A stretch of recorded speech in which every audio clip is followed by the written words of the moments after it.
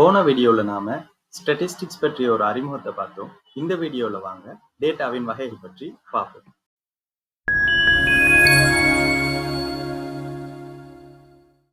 டேட்டாவை நம்ம 2 டைப்பா பிரிக்கலாம். ஒன்று குவான்டிடேட்டிவ் டேட்டா, அடுத்தது குவாலிட்டேட்டிவ் டேட்டா. Quantitative data.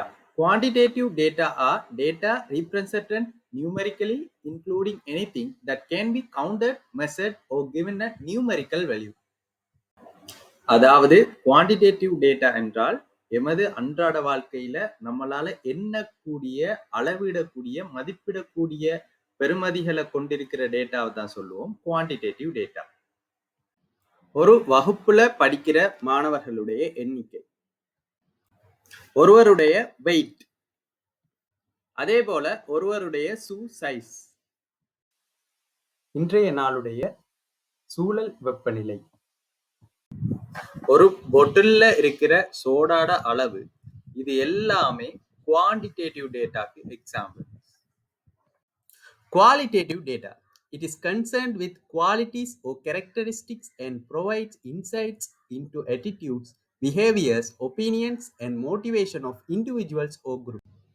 அதாவது குவாலிட்டேட்டிவ் டேட்டான்னு சொன்னா ஒன்றும் இல்லைங்க, ஒரு பொருள்ற தன்மையை இயல்பை வச்சு அதை ஒரு குரூப்பா பிரிக்கிறோம்னு சொன்னா அதை குவாலிட்டேட்டிவ் டேட்டான்னு சொல்லுவோம்.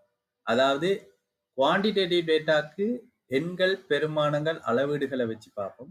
குவாலிட்டேட்டிவ் டேட்டாக்கு தன்மைகளை வச்சு பிரிப்போம். எக்ஸாம்பிளுக்கு ஜெண்டர் கேரக்டரிஸ்டிக்கை வச்சு ஒரு பர்சனை மேல் ஓ ஃபீமேல் குரூப்ல டிவைட் பண்ணலாம்.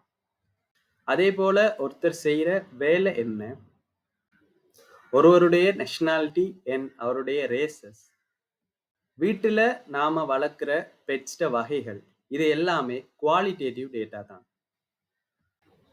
ஸோ குவான்டிடேட்டிவ் டேட்டாங்கிறது எண்கள், அளவீடுகளின் அடிப்படையில் பிரிக்கப்படுற டேட்டாவை தான் குவான்டிடேட்டிவ் டேட்டா என்றும், தன்மைகள் கேரக்டரிஸ்டிக் அடிப்படையில் பிரிக்கப்படுற டேட்டாவை சொல்லுவோம் குவாலிட்டேட்டிவ் டேட்டா. ஸோ இந்த வீடியோல இருந்து குவான்டிடேட்டிவ் டேட்டா என்றா என்ன, குவாலிட்டேட்டிவ் டேட்டா என்றா என்னங்கிறது உங்களுக்கு ஓரளவு புரிஞ்சிருக்கும் என்று நம்புறேன். இப்படிப்பட்ட பயனுள்ள தகவல்களை தமிழ்ல பெற்றுக்கொள்றதுக்கு நீங்க எரர் அனாலிசிஸ் சேனலை சப்ஸ்கிரைப் பண்ணுங்க.